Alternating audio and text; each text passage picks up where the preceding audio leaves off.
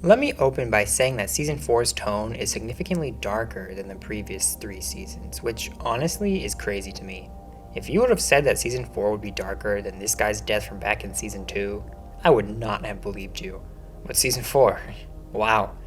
No longer are the scouts facing off against the Titans, but now they must fight amongst themselves. This makes every decision by each character far more emotional and the show as a whole far more compelling. My experience with this show, much like the tone, is different than it was for the previous 3. No longer was able to binge the whole season on Hulu in a matter of days. I had to wait week to week to see what would happen next. But as annoying as this could be, it really allowed me to contemplate more on the characters and their motivations. So let's start this review by discussing perhaps the most important of these characters, the Yeager brothers.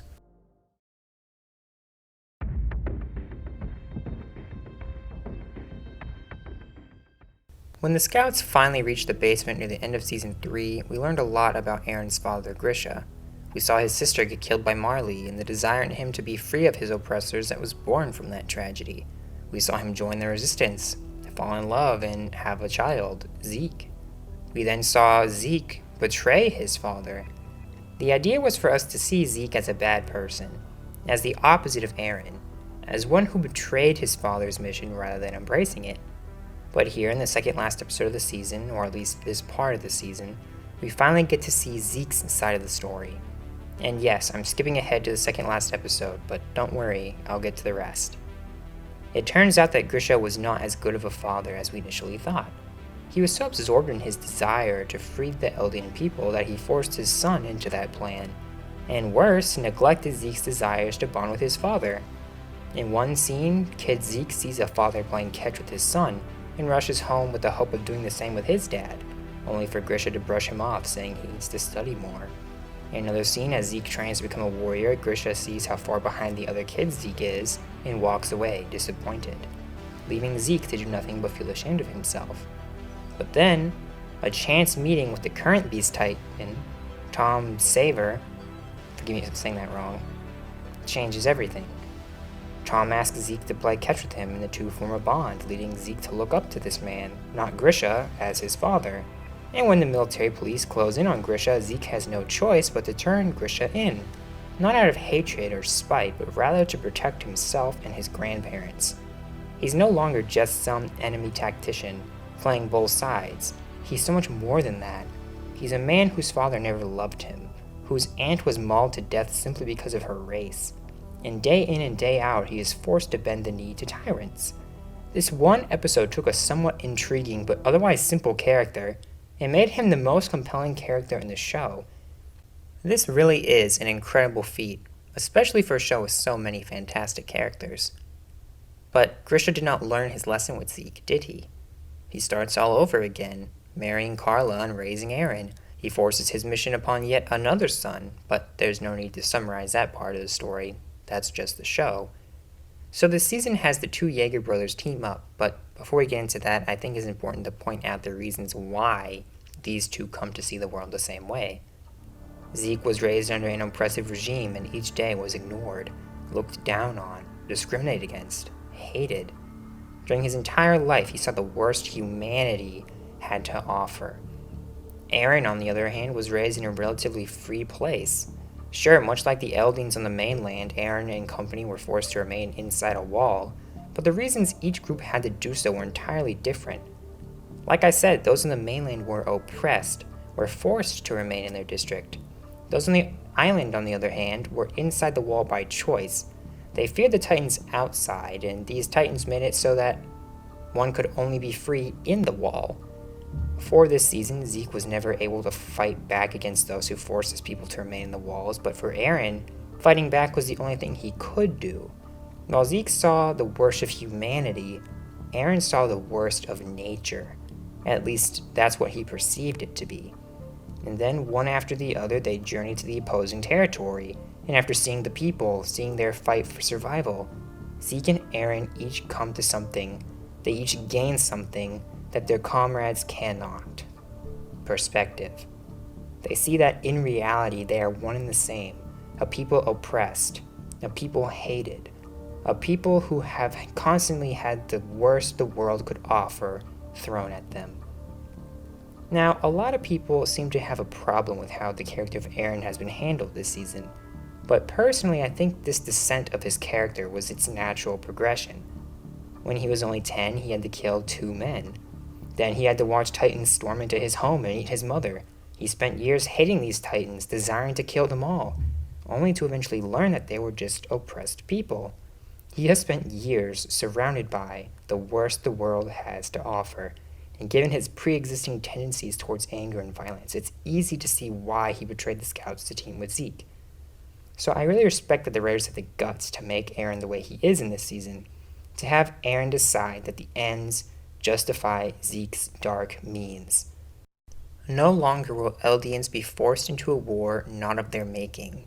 No longer will they be hated or discriminated against. No longer will Eldians be forced to see their loved ones get eaten alive, or fear that they will become the monster eating others. Zeke and Aaron place the blame for their existence on their selfish father, and decide that the only way to save the Eldian people is to use the Founding Titan to prevent them from ever reproducing. The only way to save Eldians is to let them die out. Like seriously, how great of a way is that to send a message that the world is evil? The 2 Jaeger sons, the warrior and the island devil, each born in different circumstances, each raised by Grisha to save Eldia, set out to end their race. The show has never been so poetic, and I love it. But, as is always the case, their plan comes with some major miscalculations.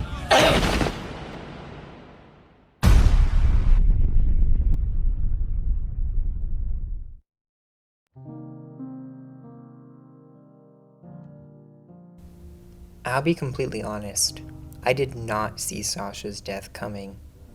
After Connie said he liked Sasha and John more than the others, and John disregarded this, I expected Connie to be killed off, leading to John regretting his action. But no. Gabby shot Sasha. Gabby killed my favorite character in this show. There has not been a death in any medium of storytelling that made me as emotional as hers since Arthur Morgan's death at the end of Red Dead Redemption 2. Seriously, I screamed so loud that the guy in the next room banged on the wall for me to shut up. And naturally, much like the soldiers who beat Gabby to a pulp for this, who wanted her thrown off the ship, I too called for her death. And what's interesting is that at this point I already knew who Gabby was. I knew where she was coming from, how she had been brainwashed in a sense. Yet I didn't hate Marley for this. I hated Gabby. For weeks, while discussing the show with my friends, I would bring up how sad I was that my favorite character in the show had been killed off, but even that sadness was outweighed by my distaste for Gabby. And I've got to tip my hat to the writers of this show, because this was exactly how they wanted me to feel. For multiple episodes following Assassin's Bullet, there were a fair amount of flashbacks to when Sasha was still alive, from her first time eating seafood to her first time seeing a black man. Each of these maintains relevance to the plot while at the same time embodying the sense of humor that defines Sasha's character ever since the potato incident. Seeing these scenes really made me feel like Gabby had robbed the world of a great character, but at the same time Gabby was notably absent from these episodes. Remind you of anything? Does this perhaps remind you of The Last of Us 2? This may seem like I'm going off on a tangent here, but trust me, I wouldn't bring this up if it wasn't relevant.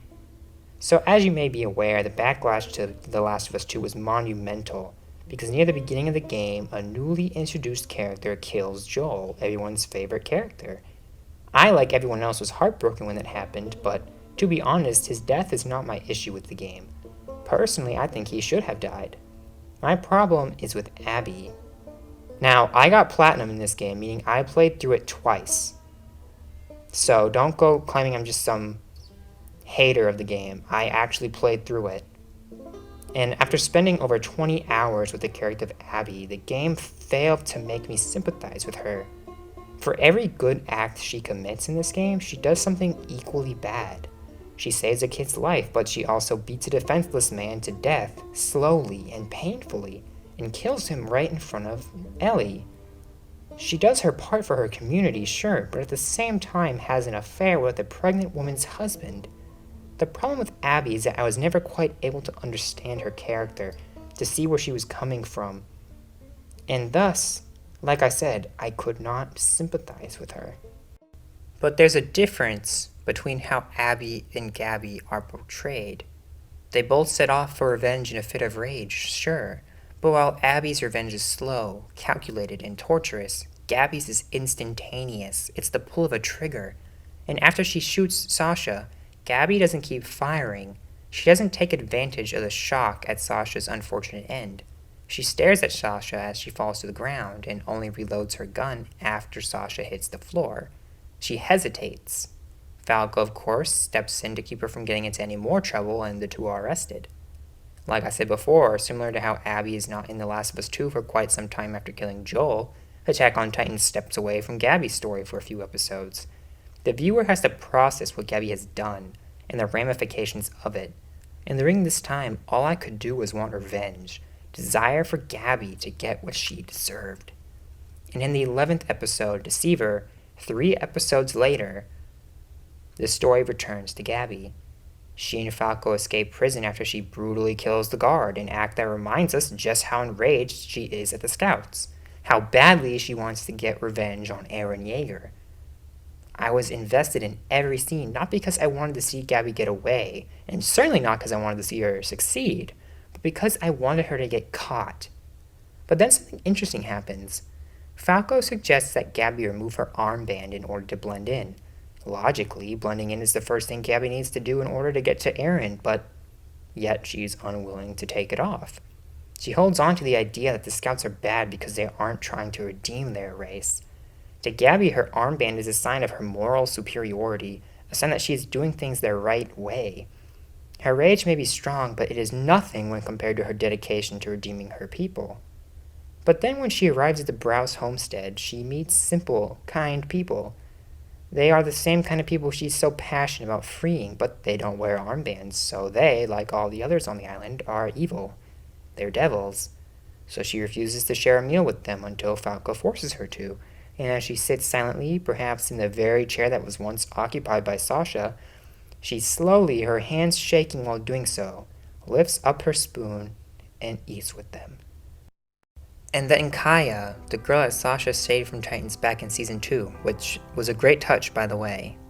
She shows Gabby and Falco where her mother died. She asks if, in Marley's eyes, her mother deserved to die despite doing nothing wrong. Gabby is faced with her hypocrisy here.